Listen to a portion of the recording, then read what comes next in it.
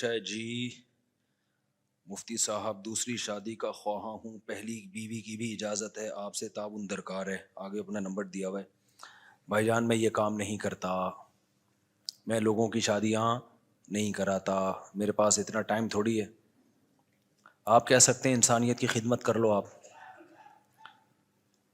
علماء نے لکھا ہے کہ ایک عالم دین اگر سبیل کھول کے بیٹھ جائے کہ لوگوں کو پانی پلاؤں گا میں، تو اس میں ثواب کے بجائے اس کو گناہ ملے گا، اس لیے کہ یہ کام کوئی بھی کر سکتا ہے۔ تو آپ نے جو علم حاصل کیا آپ اس کو فوکس کریں، اس کو وہ جو علم کی پیاس ہے وہ لوگوں کی بجھائیں۔ آپ سمجھ رہے ہو کہ نہیں سمجھ رہے؟ تو اب ایک ڈاکٹر ہے، اب لوگ کہتے ہیں نہیں علماء کو تو چاہیے یہ کریں، سبیلیں کھول کے بیٹھیں۔ کوئی ڈاکٹر کو کبھی یہ مشورہ نہیں دے گا۔ اب ایک ڈاکٹر نے MBBS کیا، کسی بھی خاص فن میں اس نے اسپیشلسٹ بنا وہ اس فیلڈ کا، اب وہ لوگوں کا کینسر کا علاج کر سکتا ہے، آپ اس کو مشورہ دو گے کہ وہ مٹکا لے کے بیٹھ جائے اور پیاسوں کو پانی پلانا شروع کر دے؟ لوگ کہیں گے اس کو میں کسی کو بھی بٹھا دو یار، تم جس فیلڈ کے ماہر ہو اس میں ہر ایک تھوڑی ماہر ہوتا ہے۔ تو اسی طرح بھی دین کے علم کا ایک شعبہ ہے، واعظ و نصیحت ہے، فتویٰ ہے، تحقیقی کام ہے، تبلیغی اسفار ہیں، یہ ساری چیزیں ہیں۔ آپ کہہ سکتے ہیں پھر ولاگنگ بھی نہ کیا کریں مفتی صاحب، وہ بھی آپ پہ سوٹ نہیں کرتی۔ تو ولاگنگ مجھ پہ سوٹ نہیں کرتی، یقیناً نہیں کرتی ہوگی شاید، لیکن کچھ فارغ وقت میرے تفریح کا بھی تو ہوتا ہے نا، تو اسی کو میں کیمرے میں بند کر دیتا ہوں، الگ سے میں اس کے لیے سفر نہیں کرتا۔ کچھ کام ویسے ہی کر رہا ہوتا ہوں تو چلو یار میں نے بھنڈی لگائی ہے، ابھی اپنے شوق سے لگوائی ہے، لگوائی بھی ہے تو اس کی میں نے ویڈیو بنا لی تاکہ لوگوں کو ایک موٹیویشن مل جائے، تو وہ ضمناً کام ہو رہے ہیں۔ تو ایسے ہی کبھی کبھار کسی کا رشتہ بھی کرا دیتا ہوں میں، اتفاق سے ہو گیا، چل بھائی یہ آیا ہوا تھا، اس نے کہا چل بھائی اس کو پہنا دیا، اس کو پہنا دیا، تو اگر ویڈیو میں آ جائے تو یہ تھوڑی کہ اب مفتی صاحب شادیاں کراتے ہیں اور اس کی ولاگنگ کرتے ہیں۔ تو جو کام ہمارا ہے نا ہم کو اسی میں رہنے دینا چاہیے، کائنڈلی دوسرے کاموں میں ہمیں مت الجھائیں۔ اور اس میں آپ کہہ سکتے ہیں اس میں کیا جا رہا ہے، آپ اس کی ادھر کرا دیں اس کے، بھائی ایسا نہیں ہوتا، بڑے مسائل ہیں، پتہ نہیں کون کون اٹھ کے آتا ہے، ہمیں کیا پتا صحیح ہے 2 نمبر ہے 1 نمبر ہے، پھر آگے شادی ہو گئی وہ 2 نمبر لڑکی نکلی، وہ 1 نمبر لڑکی 1 نمبر کو 2 نمبر مل گیا۔ تو یہ اتنے بکھیڑے ہیں لوگوں کی۔ ایک عادت ہے، آپ کسی کا کام بنا دو نا، مشورہ دو اس کو یا اس کی مدد کرو، کام اچھا نکل گیا تو آپ پہ نہیں ڈالے گا، بولے گا میں نے کیا ہے، اور بگڑ گیا تو بولے گا انہوں نے کروایا تھا یہ۔ تو آگے بیسیوں مسائل ہیں، پھر ایک لائن لگ جائے گی۔ تو جو کام جس کا ہے اسی کو ساج، حالانکہ میں اس کے ذریعے پیسہ کمانا چاہوں کروڑوں روپے کما سکتا ہوں، نوٹ چھاپنے کی مشین بن سکتا ہوں میں، کیونکہ میں 2005 سے شادیوں پہ بیان کر رہا ہوں۔ مجھے کتنے لوگوں نے کہا آپ شادی دفتر کھولیں، آپ کو تو کچھ کرنے کی ضرورت ہی نہیں، صرف 2 گھنٹے آفس میں بیٹھیں آپ، اتنا پیسہ آئے گا۔ میرے نام پہ لوگوں نے پیسہ کما لیا اس فیلڈ میں آ کے، اتنا پیسہ آئے گا۔ صرف جو فارم فل کرنے کی جو رجسٹریشن فیس ہی 1000-1500 روپے کم سے کم ہوتی ہے، تو میرے پاس آپ کیا خیال ہے، ہزاروں لاکھوں لوگ رجسٹریشن کروائیں گے میرے پاس، ان کی شادی ہونا اور رجسٹریشن فیس سے ہی ٹھیک ٹھاک آمدن ہو جائے گی۔ پھر آگے کروانے کے، پھر جو شادی کروا دی تو 1.5 لاکھ 2 لاکھ 3 لاکھ 10 لاکھ بھی لوگ لے رہے ہیں، اور پھر میری بات بھی لوگ سنتے ہیں، اگر میں کسی کو مشورہ دوں اس سے کر لو، ادھر میرا کھانچا کھلا ہوا ہو، وہ لوگ مشورے کو بھی اہمیت دیتے ہیں۔ تو ہم تو نوٹ چھاپنے کی مشین بنے ہوتے، لیکن وہی بات ہے یار، اگر ہم نے علم دین اس لیے حاصل کیا تھا کہ نوٹ چھاپنے کی مشین بننا ہے، تو اپنے جو کام ہے اس کو فوکس کرنا چاہیے، جو ہماری فیلڈ ہے، سمجھتے ہو؟ تو جو جس کی فیلڈ ہے اس میں، تو شادیاں کرانا ہمارا نہ کام ہے، نہ ہمیں پہ یہ، مجھے تو سوٹ نہیں کرتا، یہ اچھا بھی نہیں لگتا کہ یہ زنانہ کام لگتا ہے، یہ زنانہ لیڈیز والا کام۔ تو یہ عورتیں اس میں بڑی ماہر ہوتی ہیں، وہ جا کے ادھر کی ادھر پہنا دی اس کو ادھر، وہ ان کو گھروں کا پتہ ہوتا ہے، کون بھاگی ہوئی ہے کون بیٹھی ہوئی ہے، کس کا کس سے چکر چل رہا ہے، سب پتہ ہوتا ہے ان کو۔ تو خواتین پہ زیادہ سوٹ کرتا ہے۔ دفتر کھولیں خواتین، لوگوں کی شادیاں کرائیں، پیسہ بھی کمائیں، ثواب بھی ملے گا، ان کو ثواب بھی ملے گا اس پہ انشاءاللہ۔ صلو علی الحبیب۔ مرد بھی کرتے ہیں، وہ بھی ٹھیک ہے، مرد بھی کریں یہ کام، لیکن یہ علماء پہ میرا خیال ہے سوٹ نہیں کرتا یہ کام۔ مردے نہلانا ہو گیا، یہ سب اسی میں سے تعلق ہے ان چیزوں کا۔ حضرت عمر جب خلیفہ تھے، حضرت کیا فاقوں میں زندگی کیوں گزاری، جبکہ حدیث میں تو آتا ہے اگر اللہ نے دیا تو اس کا اظہار بھی ہو جاتا۔ تو بھائی حضرت عمر کو اللہ نے بہت تھوڑا دیا تھا، کیونکہ جو دیا تھا وہ سارا صدقہ کر دیتے تھے، بیت المال سے اپنی تنخواہ بہت کم رکھی ہوئی تھی، تو اس لیے وہ فاقوں میں تھے۔ جب اللہ دے تو پھر ظاہر کرے نا، جب اللہ نے دیا ہی نہیں ہے، رزق میں تنگی دی ہے، تو پھر کیسے ظاہر کرے گا وہ؟ تو انہوں نے اس پہ گزارا کیا۔ امام ابو حنیفہ کے مقلد اگر سب سے زیادہ ہیں تو چاروں اماموں میں، تو پھر رفع الیدین کرنے والے زیادہ کیوں ہیں دنیا میں؟ یہ بات غلط ہے، رفع الیدین نہ کرنے والے دنیا میں زیادہ ہیں، صحیح ہے نا؟ پورا بنگلہ دیش کی آبادی، انڈیا کے مسلمانوں کی آبادی، پاکستان کی آبادی، پورا افغانستان، ایران میں جتنے حنفی ہیں، اور یہی آبادی بہت کراس کر جاتی ہے 1 ارب، تو خالی انڈیا، پاکستان، بنگلہ دیش، برما میں گیا ہوں، ٹوٹلی 100% مسلمان فقہ حنفی کو فالو کرتے ہیں، ایک بھی ایسا نہیں ہے جو غیر حنفی ہو. یہ سب وہ جگہ ہیں جہاں قدیم اسلام آیا.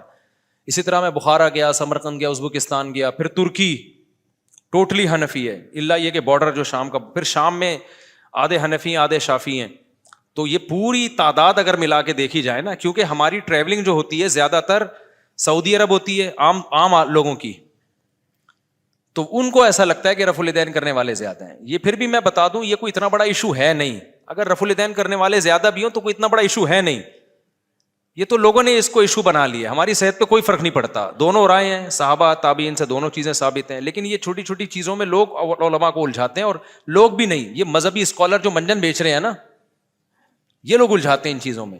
ویسے جنرل نالج کے لیے بتا رہا ہوں میں آپ کو کہ یہ بات غلط ہے.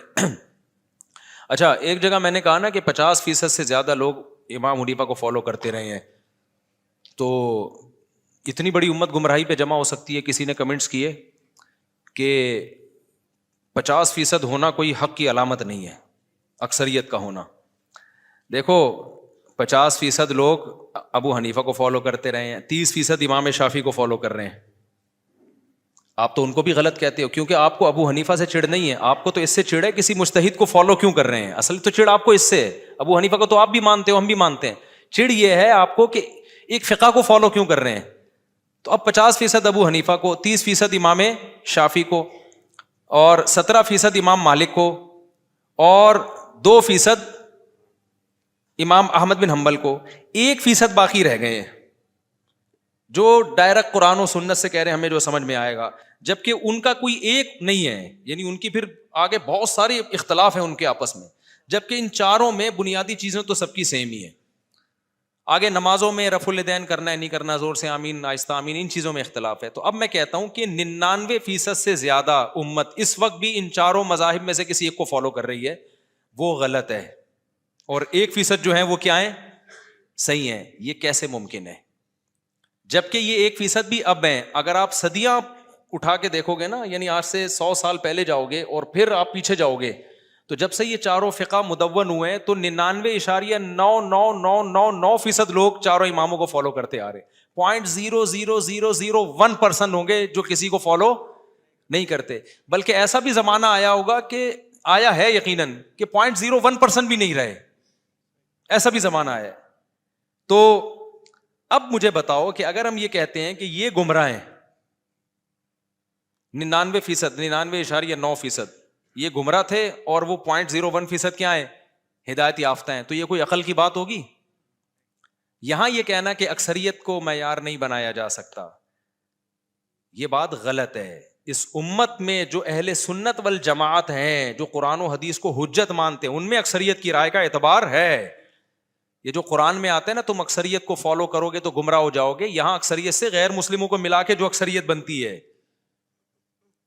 اکثریت سے اہل اسلام کی اکثریت مراد نہیں ہے. اہل اسلام کی جہاں اکثریت کی بات آئے گی وہاں تو فالو کرنے کا حکم دیا ہے. سواد اعظم کو حدیث میں آتا ہے جو عامۃ المسلمین سے الگ ہوگا نا، قیامت میں ہم بھی اس کو الگ کر کے جہنم میں ڈالیں گے.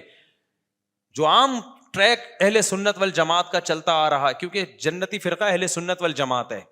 جنتی فرقہ جو ہے وہ اہل سنت والجماعت ہے، ما انا علیہ واصحابی، اور یہ چاروں اماموں اہل سنت والجماعت کے امام ہیں.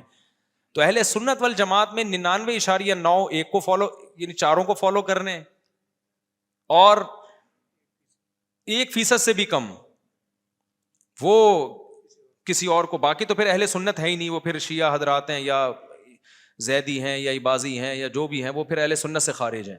ہم تو ان کی بات کر رہے ہیں جو قرآن حدیث اور صحابہ کو حجت مانتے ہیں. تو ان میں اتنی بڑی امت گمراہی پر ہے تو بچے گا کیا؟ جنت میں دال چاول کے علاوہ کچھ ملنے والا نہیں ہے. پھر اس کا جواب نہیں دیتے. وہ ہمیشہ جو باطل لوگ ہیں نا، جو کمنٹس کر رہے ہوتے ہیں، آدھی پی جاتے ہیں، کہتے ہیں 50% حق پر. کہ 50% تو صرف ابو حنیفہ کو فالو کر رہے ہیں، باقی بھی تو کوئی امام شافعی کو، کوئی امام احمد بن حنبل کو، کوئی امام مالک کو. تو آپ تو کسی کو فالو کرنے کو بھی جائز نہیں سمجھتے. تو اس کا مطلب یہ امت 1200 سال سے گھاس کھا رہی تھی، جب سے یہ فقہ وجود میں آئے ہیں. اب آپ آگے بتاؤ گے کہ یہ ٹریک غلط ہے آپ سے. اب ہوگا کیا؟ قرآن و حدیث کے نام پہ امت بے لگام ہو جائے گی. جب ان فقہ کے پابند رہیں گے نا تو بے لگام نہیں ہوگی. ایک ٹریک پہ صدیوں سے چلتی آ رہی ہے, چلتی رہے گی. آپ نے اس کو آزاد کر دیا, جو مفتی اٹھے گا, جو عالم اٹھے گا, قرآن حدیث کی اپنی تشریح پہنا دے گا سامنے والے کو. تو اس لیے ہم یہ کہتے ہیں اگر آپ کو رفع الیدین کرنا ہے تو پراپر شافعی فقہ اختیار کر لو ہر چیز میں, پھر شافعی فقہ کو فالو کرو, فقہ حنبلی کو فالو کرو ہر چیز میں. اب جیسے بعض اہل حدیث, اچھی بات ہے, مجھے تو اچھا لگا ان کے, کہتے ہیں ہم بھائی فقہ حنفی کو نہیں مانتے, ہم سعودیہ کے علماء کو مانتے ہیں. میں نے بھی جمعے میں بھی اس پر بات کی تھی, تو میں نے کہا سعودیہ کے علماء تو فقہ حنبلی کو فالو کرتے ہیں. انہوں نے کہا ہم فقہ حنبلی کو فالو کرتے ہیں. میں نے کہا بہت اچھی بات ہے, ایک جگہ تو ٹکو تو صحیح نا, وہ بھی اہل سنت والجماعت کے امام ہے بھائی. تو وہ یہاں پھر ایک اشکال ہوتا ہے کہ ساری دنیا بر صغیر میں ابو حنیفہ کو فالو کر رہے ہیں, آپ نے 1.5 اینٹ کی الگ سے بنانے کی ضرورت کیا ہے؟ لیکن چلو یار, ہم دل بڑا رکھتے ہیں. اچھا, وہ یہ کہنے لگے کہ میں جو ہے نا فقہ حنبلی کو نہیں, پھر وہ سعودیہ کے فلاں مفتی کو فالو کر رہا ہوں. بن باز کو زیادہ تر فالو کرتے ہیں, شیخ بن باز اور صالح ال عثیمین کو, بڑے عالم تھے وہ. انہوں نے فقہ حنبلی سے بھی چند چیزوں میں خروج کیا ہے. ایک مولوی صاحب, ایک صاحب تھے, اسی طرح کہنے لگے. میں نے کہا بھائی جان بہت بڑی مشکل میں پھنس جاؤ گے تم, کیونکہ اگر تم ان کو فالو کرو گے نا ہر چیز میں, جیسے آپ کہہ رہے ہو کہ وہ قرآن و سنت صحیح سمجھتے تھے, تو شیخ بن باز کا بالکل واضح فتویٰ ہے کہ ایک نماز بھی جان کر چھوڑ دی تو کافر ہے وہ. ان کا تو مشہور فتویٰ ہے کہ اگر آپ نے الارم لگایا صبح 8 بجے کا آفس جانے کے لیے, فجر کا الارم ہی نہیں لگایا, تو آپ اسلام سے خارج, آپ کا نکاح بھی ٹوٹ گیا. یہ تو مشہور فتویٰ. یہاں آگے ڈنڈی مارتے ہیں نہیں اس فتوے میں ان کو فالو, تو یار یہ تو پھر کلابازیاں, یہ تو خواہشات کی اتباع ہو گئی نا. پھر یہ کہتے ہیں اس میں ان کے پاس دلیل نہیں ہے. کیوں نہیں دلیل ہے بھائی؟ ان کے پاس اس بارے میں بھی حدیثیں ہیں, جمہور کے پاس بھی حدیثیں ہیں, ان کے پاس, اور یہ نماز چھوڑنے پر کافر ہونے والی حدیثیں تو بہت واضح ہیں, صحیح ہے نا, بہت واضح حدیثیں ہیں. تو اس لیے عوام کو چاہیے فقہی مسائل میں قرآن و حدیث کی کچھ چیزیں تو بہت واضح ہیں, ان میں سے تو کسی کو فالو کرنے کی ضرورت ہے. کچھ جو جہاں حدیثوں میں دونوں طرف ہوتی ہیں, اس میں بجائے اس کے کہ بحث میں لگے, ایک فقہ کو فالو کرے, دوسرے کو بھی ٹھیک سمجھے. یہ ایسا طریقہ ہے جو ایکسیپٹیبل بھی ہے, صدیوں سے آزمایا ہوا بھی ہے, اور اس کا فائدہ یہ ہوگا کہ امت فروعی اختلافی مسائل میں پڑھنے کے بجائے دوسرے کاموں کو فوکس کرے گی. ورنہ رفع الیدین ہی کا جھگڑا قیامت تک ختم نہیں ہوگا. پھر جو کہتے ہیں نا ختم ہو گیا, دلائل سے واضح ہو گیا, وہ ایک طرف کے دلائل بتا رہے ہوتے ہیں, دوسری طرف کے پی رہے ہوتے ہیں. وہ ایک مولانا, ایک صاحب آ گئے میرے بیان میں اور رفع الیدین کی دلیلیں پیش کرنے لگے. میں نے کہا تو سنن نسائی میں حدیث ہے 2 سجدوں کے درمیان بھی رفع الیدین کیا ہے, تو پھر وہ بھی کرو. فوراً کہہ دیا ضعیف ہے وہ. پھر بحث کرنے لگے. میں نے کہا کیسے ضعیف ہو گئی بھائی, وہ صحیح حدیث ہے, ٹھیک ہے نا. ہماری نظر میں جیسے وہ چھوڑ دیا تو یہ والا بھی چھوڑ دیا, اس کے بھی قرائن ہے, اس کے بھی قرائن ہے, تو کہنا نہیں وہ ضعیف ہے. اب ڈھٹائی کے ساتھ کسی چیز پہ ڈٹ جاؤ تو اس کا کوئی علاج نہیں ہے. ناصر الالبانی نے اس کو ضعیف قرار دیا ہے, صحیح قرار دیا ہے. تبھی میں نے سنا ناصر الالبانی کا فتویٰ بھی تھا کہ 2 سجدوں کے درمیان بھی رفع الیدین کرنا چاہیے. واللہ عالم, اس کی مجھے پوری وضاحت نہیں ہے کہ ہے بھی ایسا, لیکن سنا ہے. تو یہ امت انہی جھگڑوں میں لگی رہے گی, یہ صحیح ہے, وہ ضعیف ہے, یہ فلانا ہے, ڈمکانا ہے. اور یہ وہ لوگ صحیح حدیث کو ضعیف کہہ رہے ہوتے ہیں یا ضعیف کو صحیح کہہ رہے ہوتے ہیں جن کو علم اصول حدیث کی الف بے بھی پتہ نہیں ہوتی, نہ ان کو تدلیس کا پتہ ہے, نہ ارسال کا پتہ ہے. ایک نے لمبی پھینک دی, میں نے ایک حدیث پیش کی, میں نے کہا یہ دلیل ہے, کہہ رہے یہ تو مرسل حدیث ہے, اور مرسل بالاتفاق ضعیف ہوتی ہے. میں نے کہا یار پھینکنے سے پہلے, اس وقت یہ یوٹیوب اتنا زیادہ عام نہیں تھا, میں نے کہا کچھ خدا کا خوف کرو یار, مرسل حدیث کو کہہ دیا بالاتفاق کیا ہوتی ہے.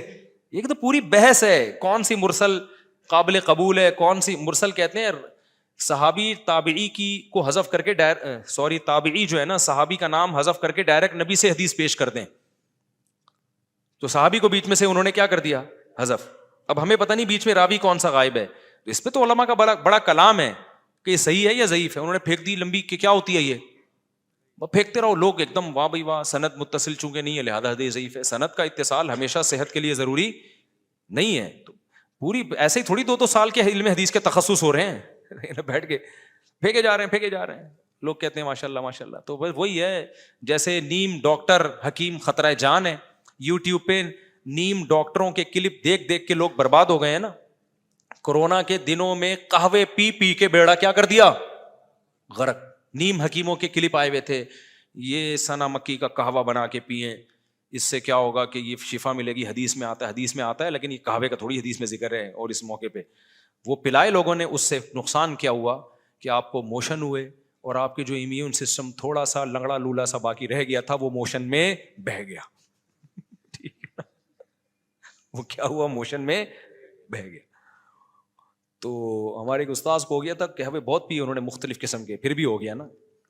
تو اب دلیل تو اس کے پاس بھی ہے بھائی, سنا مکی جو ہے اور کلونجی جو ہے اس میں شفا ہے. بھائی شفا کا یہ مطلب تھوڑی ہے, اب شہد میں شفا ہے تو کیا مطلب, شوگر لو ہو رہی ہے تو شہد کھاؤ شفا ملے گی, پہلے ہی شوگر ہائی ہوئی ہے, پھر آپ نے کہا قرآن میں آتا ہے شفا ہے اور پی لی تو لیٹ جاؤ گے آپ, مر جاؤ گے آپ. سمجھتے ہو کہ نہیں سمجھتے؟ ہر چیز یہ تو سائن ہے, علامتیں ہیں. اب شفا کیسے تو ڈاکٹر بتائے گا, جو ماہر حکیم ہے, تجربے کار حکیم ہے, وہ بتائیں گے. تو جیسے انڈ شنڈ, اور میں نے دیکھا یوٹیوب پہ جو ایکسپرٹ ڈاکٹرز ہیں نا ان کے ویوز کم ہیں, جو پھینکو ہیں ان کے ملینز میں جا رہے ہیں, دے تنادن جائے جا رہے ہیں. تو عوام چاہتی ہے کچھ نئی چیز لاؤ مارکیٹ میں, تو بس وہی آ رہی ہے مارکیٹ میں. اچھا بھائی مفتی صاحب, میرا اعتراض یہ ہے کہ آپ ماشاء اللہ مالدار ہیں, اڑے تو پھر آپ بھی مسجد مدرسے سے وظیفہ اور مسجد کا گھر کیوں لیتے ہیں؟ یار دنیا میں کوئی شخص, اول تو آپ کو کیسے پتا چلا میں مالدار ہوں؟ پہلی بات تو یہ ہے, میں تو اپنے آپ کو پہلے سے ہی کروڑ پتی سمجھتا ہوں. جب میرے پاس ایک پھٹ پٹی سی بائک تھی, میں تو ہوں مالدار, اب بھی ہوں, اب تو پہلے سے اللہ نے بہت زیادہ دے دیا. آپ کو کیسے پتا چلا مالدار ہوں میں؟ ایک بات. دوسری بات, اگر ہوں تو کسی خدمت کے عوض میں کوئی وظیفہ لینا ناجائز ہو گیا ہے کیا؟ یعنی امام غریب ہو تو تنخواہ لینا جائز ہے, غریب نہیں ہے تو تنخواہ لینا جائز نہیں ہے, یہ کون سے کس کا فتویٰ ہے بھائی یہ؟ تو یہ کہاں سے نکلا؟ اور دوسرا, میری جو تنخواہ ہے نا مسجد میں, وہ اگر آپ کو پتا چلے تو آپ بولو کہ تکلف کی آپ کو ضرورت کیا ہے. اس میں گٹکا بھی نہیں آتا آج کل, سمجھ رہے ہو, تو وہ گٹکا بھی نہیں آتا اس میں. اور مدد جامعۃ الرشید سے جو میری تنخواہ ہے وہ بھی اگر میں آپ کو بتا دوں تو, اور کتنے سال میں 23 سال پڑھا رہا ہوں, 23 سال کے بعد تو کہاں تنخواہیں پہنچ جاتی ہیں کسی ادارے میں. تو علماء بیچاروں کی ایسے ہی, وہ اس قابل نہیں ہوتے کہ ان کو عار دلائی جائے کہ آپ تنخواہ کیوں لے رہے ہو. وہ جو لے رہے ہیں وہ بہت ہی آپ سے بھی زیادہ مختصر ہے وہ. اچھا, اور پھر چھٹیوں پہ کٹتی ہیں تنخواہیں ہماری جامعۃ الرشید میں, ہماری ہر گھنٹے کی غیر حاضری لگتی ہے. 1 منٹ بھی لیٹ ہو گئے نا تو اس 1 منٹ کی بھی تنخواہ کٹتی ہے جامعۃ الرشید میں. تو مجھے تو صرف رمضان میں پتہ چلتا ہے میری تنخواہ کتنی ہے, کیونکہ وہ چھٹیوں کی تو پوری تنخواہ ملتی ہے, باقی تو 1 منٹ بھی لیٹ ہو گئے تو اس کی تنخواہ کٹے گی. تو یہ تو علماء, اور میں تو چلو اللہ نے مجھے دوسرے بھی وسائل دیے ہیں کمانے کے, لیکن جو دیگر علماء ہیں ان بیچاروں کی حالت تو حکومت سے تعلق 2 طرح کا ہوتا ہے. ایک ہوتا ہے چاپلوسی کے لیے, اس میں لینے کی کوشش کی جاتی ہے کہ تھوڑا سا مکھن لگاؤ, پھر یہ کاغذ اپنے نام کروا لو, یہ اپنے نام کروا لو. تو ہمارے جو شیخ مفتی عبدالرحیم صاحب ہیں, ان کے تو بیٹے بھی مدرسے سے ان کا تعلق نہیں ہے. انہوں نے تو وصیت کی ہے میرے مرنے کے بعد میرے بیٹے مدرسے کے محتمم نہیں بنیں گے, مدرسے میں کسی قسم کا انتظام ان کے ہاتھ میں نہیں آئے گا. حالانکہ ان کے بیٹا میرا شاگرد ہے. میرا خیال ہے جامعۃ الرشید میں نہیں کہہ رہا سب سے نیک وہی ہے, یہ دعویٰ نہیں کر رہا, لیکن جو بھی اس سے ملے گا وہ کہے گا بہت نیک ہے. یہ رمضان میں ایک دن میں 15 پارے پڑھنے کا معمول ہے. دینی علوم بھی ہیں, دنیاوی علوم بھی ہیں, بہت سی استعداد ہے. تہجد جو ہے نا, تراویح تہجد, ہم دیکھیں, ہم سفر کیا ان کے ساتھ, اور بڑی خدمت گزار. تو ہونا تو چاہیے یہی بنے, انہوں نے وصیت کی یہ نہیں بنے گا, ٹھیک ہے نا. تو نہ اپنی اولاد کے لیے کچھ چھوڑا, نہ اپنے لیے ایک بالغ زمین پراپرٹی ان کے پاس نہیں ہے. سمجھ رہے ہو, جو اسٹیبلشمنٹ کا بندہ ہوتا ہے, کبھی دیکھا کہ اس کے پاس ایک بالغ زمین بھی نہ ہو؟ وہ تو کروڑوں کی جائیدادیں بنا لیتے ہیں. تو ایک بالغ بھی زمین ان کے پاس نہیں ہے. کوئی گفٹ لا کے, ایک دن میرے سامنے کسی نے پلاٹ ان کو گفٹ دیا, اسی وقت انہوں نے آگے صدقہ کر دیا, وہ پورا پلاٹ مدرسے کے نام کر, مدرسے کو گفٹ دے دیا. وہ کوئی محتمم دیکھا جو اتنا مدرسے کو اپنا مال اتنا دے رہا ہو. تو ہمیں جن بزرگوں سے تعلق ہے نا بھائی, جن سے ہم بیعت ہیں, وہ بڑے خاندانی قسم کے بزرگ ہیں. ایسے ہی تھوڑی ہم نے 23 سال کسی سے تعلق, بلکہ 23 بھی نہیں, 29 سال میرا ان سے, میں ان کے ساتھ رہا ہوں. جامعۃ الرشید کی انتظامیہ جو مفتی حضرت مفتی صاحب ہیں, تو اتنا کلوز ہونے کے بعد تو انسان رائے قائم کرنے کا حقدار ہے. پھر بھی ہم کہتے ہیں لا نزکی علی اللہ احدا, ہم یہ نہیں کہہ رہے 100% کامل دنیا میں ہر شخص ہوتا ہے. ان کی پالیسیوں سے اختلاف بھی ہو سکتا ہے, سب کو ہو سکتا ہے, پالیسی غلط بھی ہو سکتی ہے, صحیح بھی ہو سکتی ہے, انسان ہے بھائی, غلطی کا امکان ہے. ہو سکتا ہے جو پالیسیاں چل رہے ہیں شاید غلط ہو جائے, اس کے فائدے کے بجائے نقصان ہو جائے, لیکن صحیح بھی ہو سکتے ہیں. تو ان کے پاس جب آپ بیٹھو تو آپ کے ہر اشکال کا ان کے پاس جواب ہے. تو یہ ایک فضول بات بہت زیادہ چلائی. حدیث میں آتا ہے کہ میرے بعد اگر کوئی نبی ہوتا تو عمر ہوتے, جبکہ حدیث میں بھی تو آتا ہے کہ علی میری نسبت تم سے وہی ہے جو کہ یوسف کی ہارون سے, لیکن میرے بعد کوئی نبی نہیں ہے. تو کیا تعارض ہے؟ حدیث میں تعارض نہیں ہے بھائی. جو فضیلت عمر کے بارے میں وہی علی کے بارے میں. اگر نبی کے بعد کوئی نبی ہوتا تو عمر بھی ہوتے اور حضرت علی بھی ہوتے. اس میں کون سی ایسی ٹینشن والی بات ہے؟ ہمارے دوست مولوی صاحب کہتے ہیں کہ میں نے مولویوں کے ساتھ زندگی گزار دی. مولوی صرف ممبر کی حد تک دیندار نظر آتے ہیں, خود سارے کام کر رہے ہوتے ہیں, ہمیں منع کرتے ہیں کہ حرام ہے. یہ کسی حد تک صحیح بھی ہے, غلط بھی ہے, مبالغہ بھی ہے. سارے مولوی ایک جیسے نہیں ہوتے, اور یہ حقیقت بھی ہے. میں نے خود بھی دیکھا ہے ممبر پہ پھر خود کر رہے ہوتے ہیں وہ کام. ہمارے استاذ ایک بات کیا کرتے تھے کہ جب بھی کوئی فتویٰ دو نا تو پہلے یہ دیکھو اس کی ایج کتنی ہے, کتنے دنوں کے بعد میں نے اس سے یو ٹرن لینا ہے. تو پہلے سے ہی سوچ سمجھ کے فتویٰ دیا کرو. بعض دفعہ یہ ہوتا ہے, یہ گڑبڑ ان مولویوں میں ہوتی ہے جو وائز ہوتے ہیں. وہ کسی چیز کو نا اس کی حیثیت سے زیادہ بڑھا دیتے ہیں, حالانکہ وہ شریعت میں نہیں ہوتی, اور اتنا بڑھا دیتے ہیں کہ سوسائٹی میں وہ قابل عمل ہوتی نہیں ہے. یہ ان مولاناؤں کے ساتھ زیادہ ہوتا ہے. اب مثال کے طور پر میں نے ایسے مولانا دیکھے بدنظری کے خلاف بیان, عورت سے چھپو, اس کے ہاتھ لگ گیا تو ایسے جیسے سر میں کیل ٹھوک دی, اور دیکھ لیا تو ایسے جیسے زنا ہو گیا. اتنا سخت بیان کرتے ہیں کہ بس نامحرم عورت تو بس آدمی کہتا ہے بھائی مار دو ان کو, سب کو قبر میں ڈال دو. اب جب خود سوسائٹی میں جاتے ہیں تو یہ پاسبل ہی نہیں ہے عملی طور پر. اب کوئی آ گئی انہی کی چچی آ گئی, نامحرم ہے لیکن آ گئی, تو کیا دھکے دے کے بھگائیں ان کو؟ ان کے سر پہ دوپٹہ نہیں ہو, بیٹھی ہاں وہ یوں تو کر رہا ہے, لیکن اب سلام کا جواب تو دے گا نا اس کو.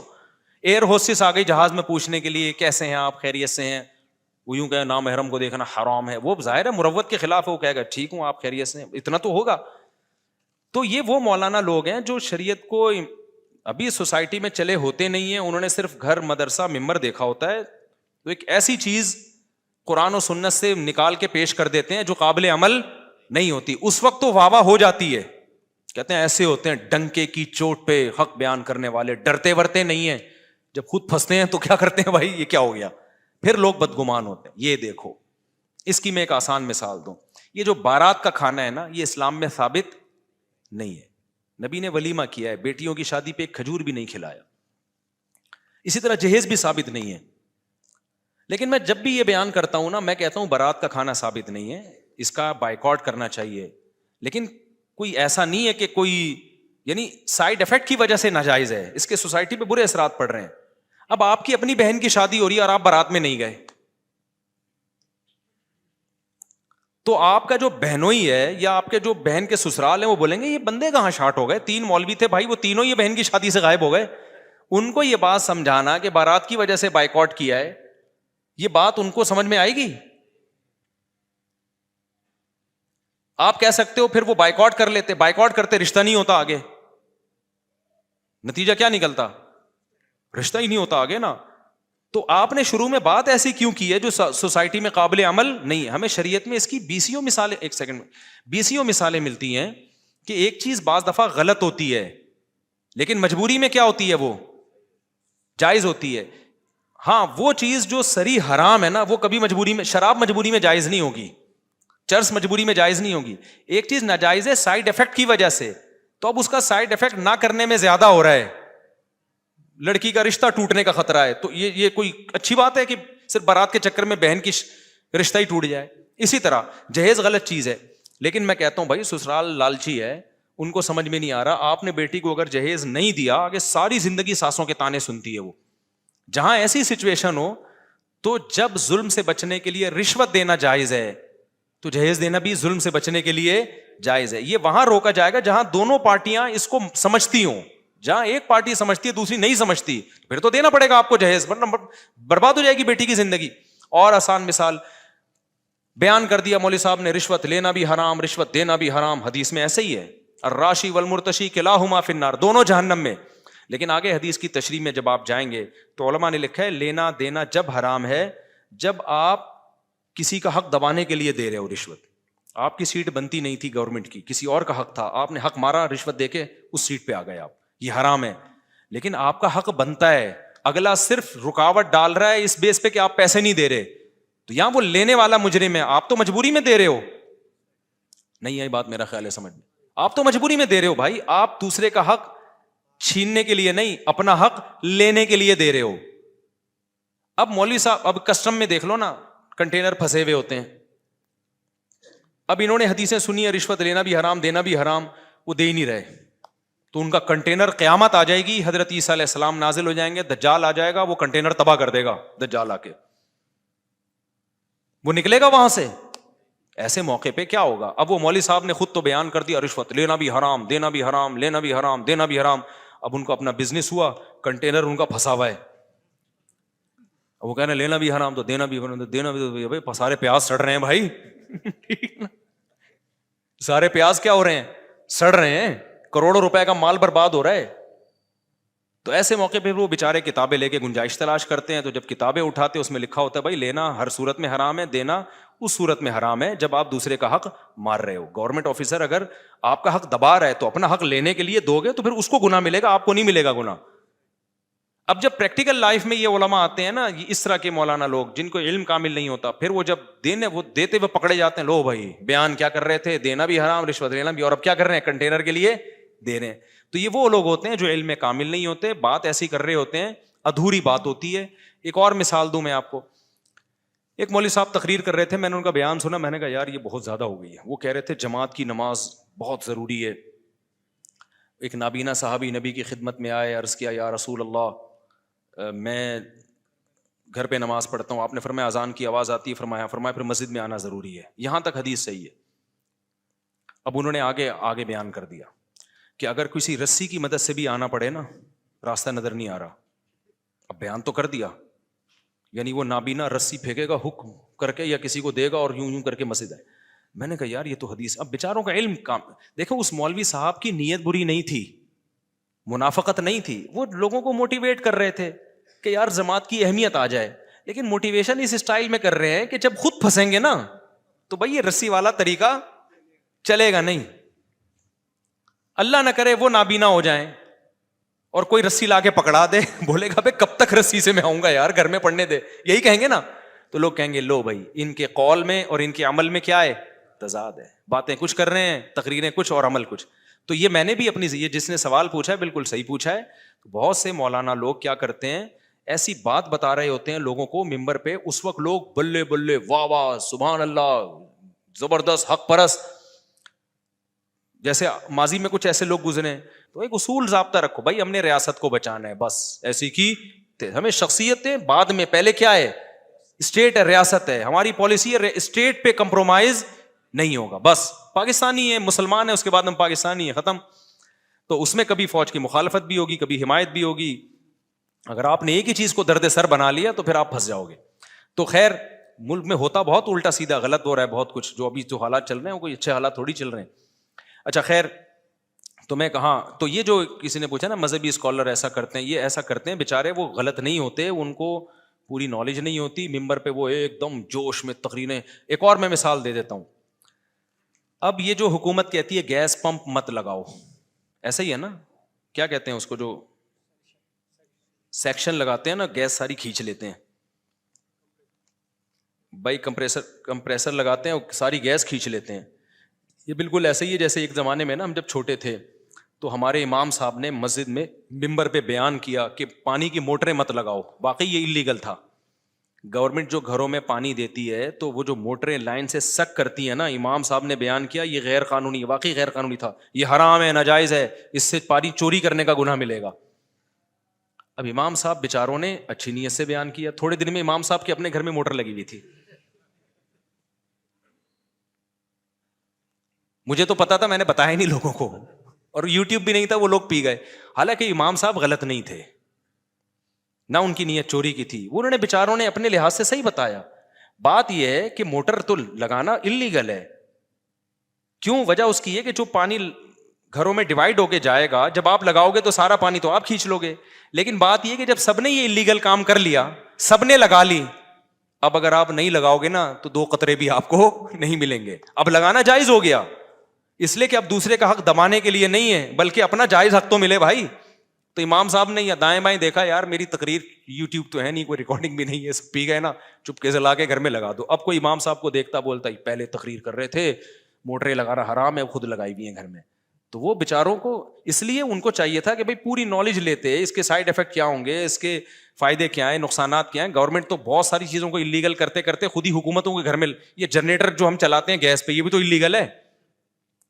ساری دنیا نے گیس کے جنریٹر لگائے ہوئے ہیں, تو یہ کون سا انلیگل ہے بھائی؟ آپ نہیں لگاؤ گے تو کیا ہوگا, اندھیروں میں قبر کے اندھیرے آپ کو یاد آتے رہیں گے بیٹھ کے. تو یہ انلیگل ہے, لیکن گورنمنٹ اس کو انلیگل بنائے نا, پریکٹیکلی پکڑے لوگوں کو. بالکل اب یہ گیس میں بھی ایسا ہی ہو گیا ہے. مجھ سے لوگ پوچھتے تھے پرسنلی کہ بھی گیس کا یہ جو کمپریسر لگاتے ہیں گیس کھینچ لیتے ہیں, گیس آج کل لوڈ شیڈنگ ہو رہی ہے نا, تو میں کہتا تھا یار انلیگل کام مت کرو, لیکن میں نے بیان میں نہیں کہا یہ, اس لیے کہ مجھے یہی خطرہ لگ رہا تھا کہ یار کل جو ہے نا سب لگائیں گے تو پھر میرا بیان یہ لوگ چلائیں گے. میں نے ابھی تک نہیں لگایا, میرے ان تینوں گھروں میں کہیں بھی نہیں ہے وہ, تو چاروں گھروں میں 3 نسخ, وہ عادت پرانی ہو گئی ہے نا. تو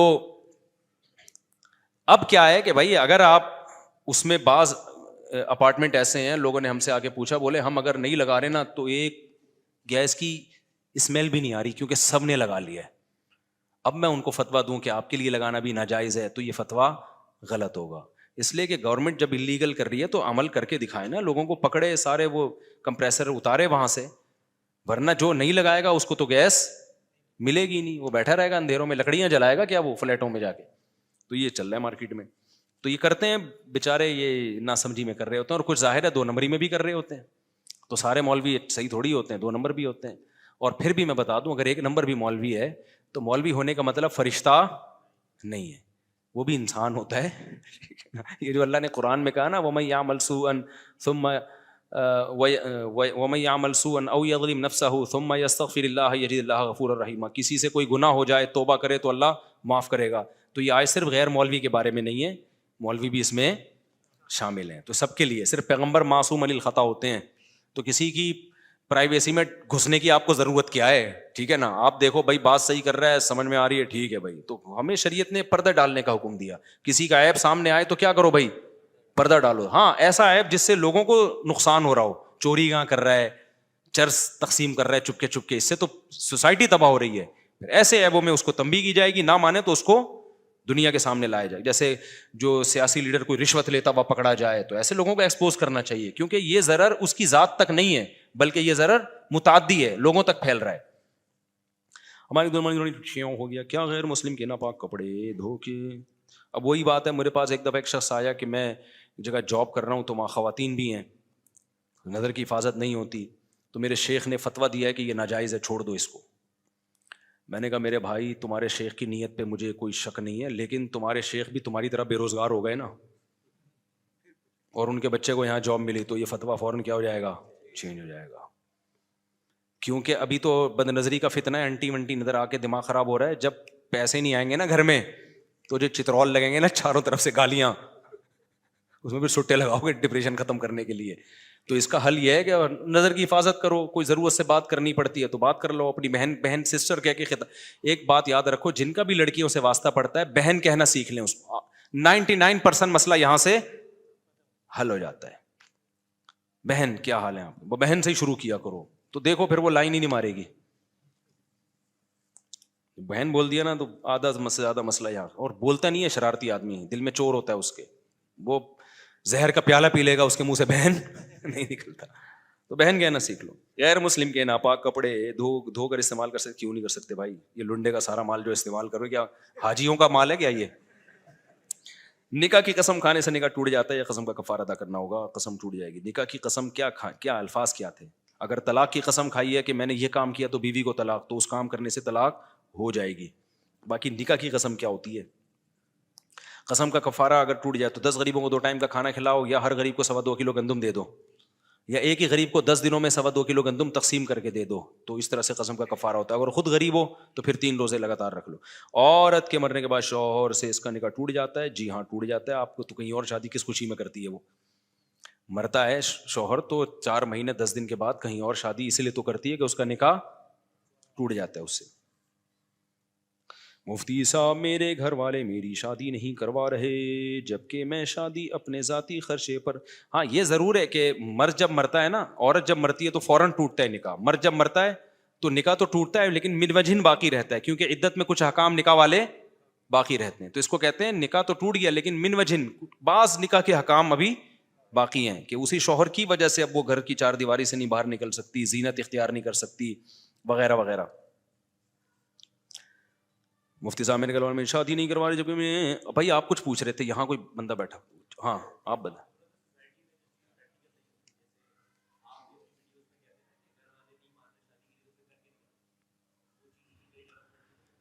ہاں اب دیکھیں وہ تو میں اصول بیان کر رہا ہوں نا, کر کے دکھا دو تو پھر آپ اس کے سائڈ افیکٹ سوچیں خود ہی. تو وہ تو میں یہ کہہ رہا ہوتا ہوں تپڑ ہے تو پاس کر ورنہ برداشت کر. وہ کر کے دکھا دو کا مطلب یہ کہ اسٹیمنا ہے آپ کے اندر, نہیں ہے تو بھائی پھر تو پٹو گے یار. تم پٹو, پٹنے کا اسٹیمنا پیدا کرو. اصل بات یہ ہے لوگ یہ کہتے ہیں کہ ہم دوسری شادی کریں یا پہلی کریں اور ہم کوئی ایسا طریقہ بتا دیں کہ پٹے نہیں ہم. تو میں ان کو یہ جواب دیتا ہوں کہ یہ تو کوئی دنیا میں طریقہ نہیں ہے کہ دوسری شادی کرو پٹو نہیں آپ.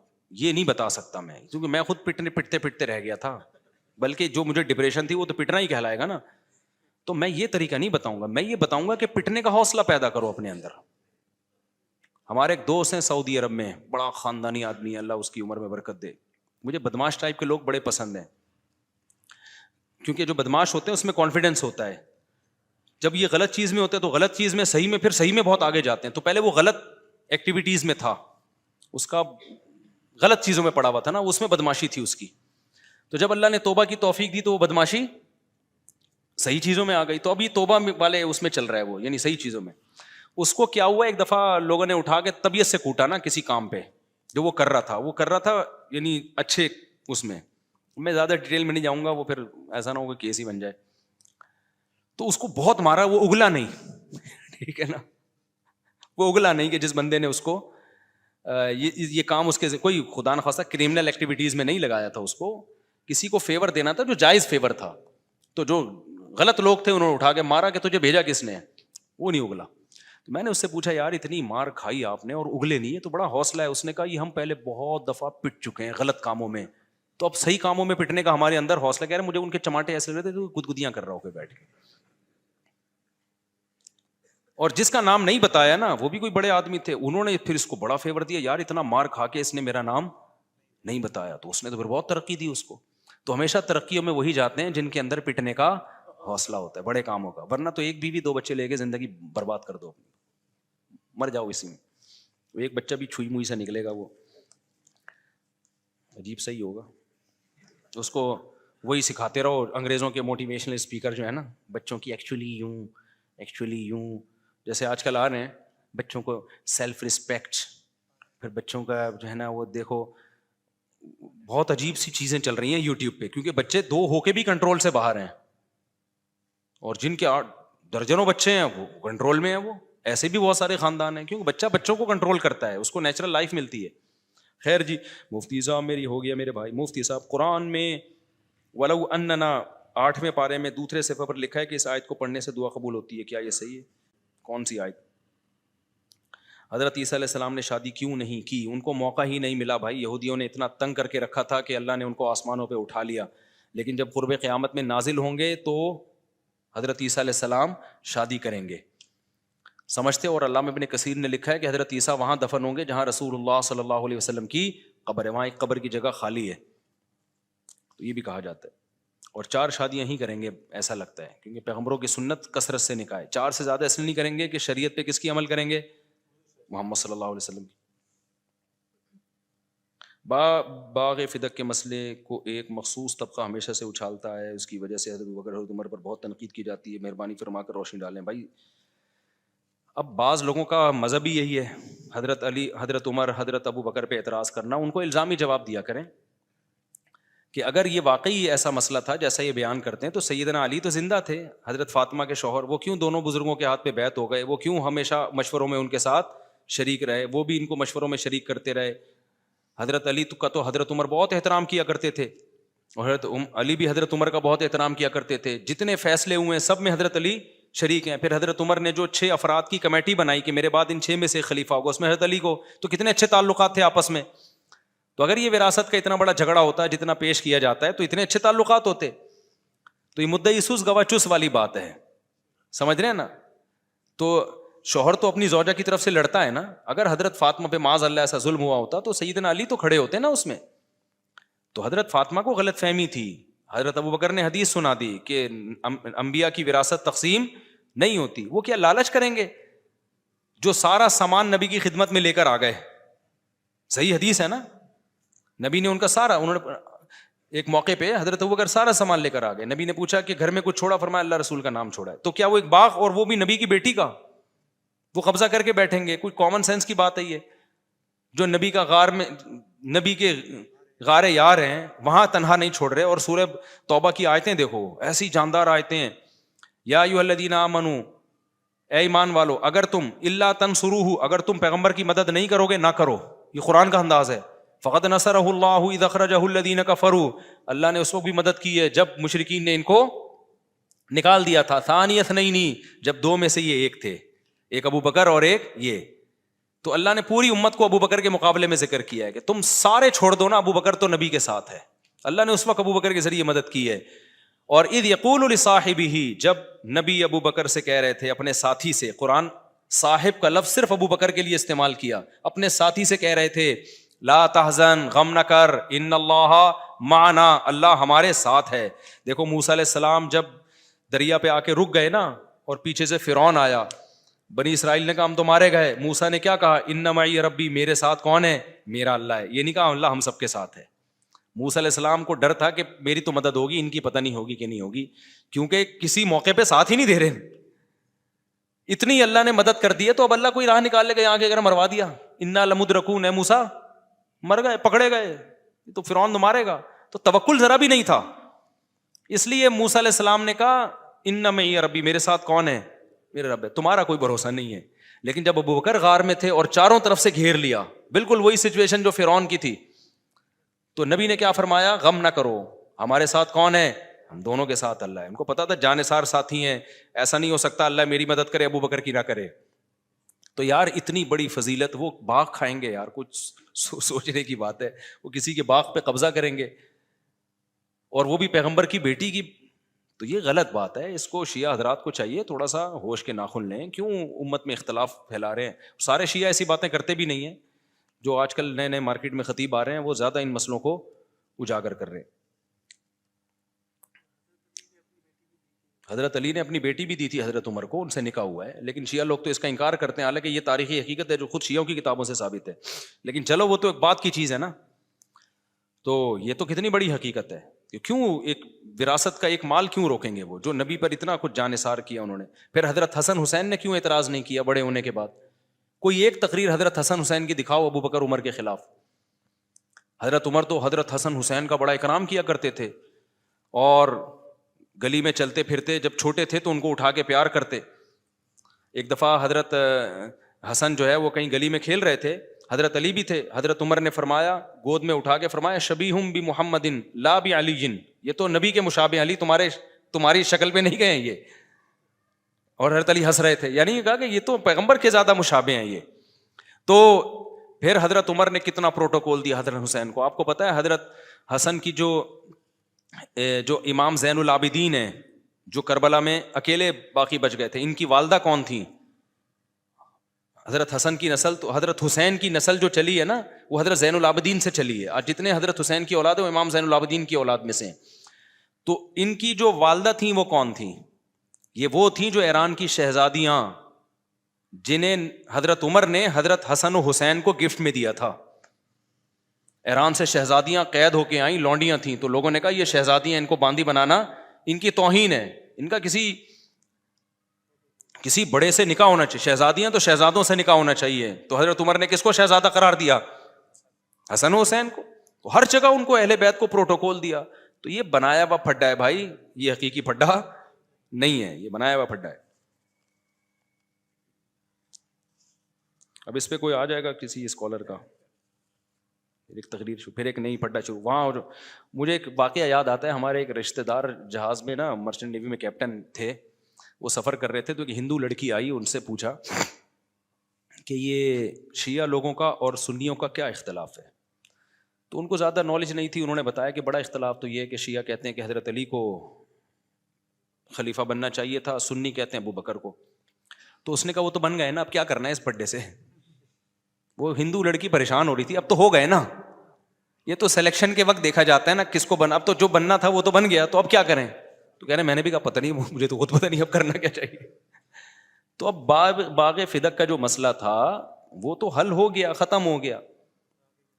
اب تو ہم آگے کی سوچیں نا, اب تو ہم کسی کی وراثت نہ کھائیں, جس کی بنتی ہے اس کو دے دیں. اب ان پہ اعتراض کرنا اور ان جھگڑوں کو دوبارہ شروع کرنا جو ختم ہو چکے ہیں, اس سے حاصل ہونے والا کچھ بھی نہیں ہے. اور پھر آپ دلائل میں جب ایک طرف کے دیکھتے ہیں تو ایک اینک سے کیوں دیکھتے ہیں, دوسری اینک دوسری آنکھ سے بھی تو دیکھو نا, دوسری طرف کے دلائل آپ دیکھو. یوٹیوب پر کافی اسکالرز حدیث عمار کو مسئلہ بنا کر کافی تنقید کرتے ہیں حضرت معاویہ پر. اس کا کئی دفعہ جواب دے چکا ہوں, بھی میرے بخاری کے لیکچر اپلوڈ ہوں گے, اس میں بھی اس کا جواب آئے گا. بات یہ ہے کہ جواب والے کلپ وائرل نہیں ہوتے, نیگیٹو چیزیں فوراً. وہ میرا کلپ چلا تھا نا کوا حلال والا, اس کا میں نے جواب ریکارڈ کروایا ہے, ریفرنس دیے, پھر میں نے بتایا کون سے کوے کو میں نے کہا ہے حرام ہے, کون سا حلال ہے, پوری ڈیٹیل کے. جس نے وہ جواب سنا مطمئن ہو گیا, لیکن وہ جواب کہیں پھیل کے ہی نہیں دے رہا. بس جو ایک چیز چلی گئی وہ اس پہ لوگ کلپ بنا کے نا اعتراض. میں نے اس کوے کو نہیں بولا یہ والا جو کوا ہے آپ کا, اگر اس کو میں حلال بولتا تو ہو سکتا کوا بریانی کھلاتا آپ کو میں بیٹھ کے. تو پوری ڈیٹیل سے بات میں نے کی ہے. اب میں کروں گا نا تو پھر وہی ادھوری بات ہوگی, پھر اس کا ادھورا کلپ چلا جائے گا. تو میں ان کووں کو حلال نہیں کہتا, اور ویسے بھی کامن سینس کی بات ہے یار, اس کو کون اس کوے کو حلال کہہ سکتا ہے. اگر کہتے تو کوئی تو بریانی شریانی پکا کے کھلا رہے ہوتے نا, لیکن وہ وضاحتی بیان وائرل ہی نہیں ہوتا. وجہ کیا ہے, یوٹیوبر جو بیٹھے ہوئے ہوتے ہیں ان کو ویوز چاہیے ہوتے ہیں, وہ نیگیٹو چیزوں کو ٹھک ٹھک ٹھک ٹھک ٹھک ٹھک دبا کے پھیلاتے ہیں. وہ تو وہی جیسے شادیوں کے کلپ دبا کے نکل رہے ہوتے ہیں, اور جو بیوی کے حقوق والے کلپ ہیں وہ نظر ہی نہیں آ رہے ہوتے, تو شوہر کے حقوق والے بھی نظر نہیں آ رہے ہوتے, تو ماں باپ والے بھی بہت ہی کم ہوتے ہیں. ایک دو ہوتے ہیں جس میں ذرا جذباتی سا ہو گیا نا, تو اس میں جذبات کو لوگ کیش کراتے ہیں, وہ مفتی صاحب جذباتی, تو عنوان یہ لگتا ہے مفتی صاحب رو پڑے. لوگ کہتے ہیں پتہ نہیں 5ویں ہو گئی کیا, کیوں رو پڑے ہیں. اس چکر میں ماں باپ کے حقوق سن لیتے ہیں وہ. اگر اس پہ ڈال دینا ماں کا حق, کوئی بھی نہیں سنے گا. تو یہ یوٹیوب کی دنیا ایک الگ دنیا ہے, اس میں کوا حلال والی چلے گی, حرام والی نہیں چلے گی. اس میں مفتی صاحب آپ سے بیعت کا خواہش مند, وہ بھی میں نے لوگوں کو بیعت کرنا شروع نہیں کیا بھائی, میرے پاس ٹائم نہیں ہے. جب اللہ کرے کوئی ترتیب بن جائے اس کی.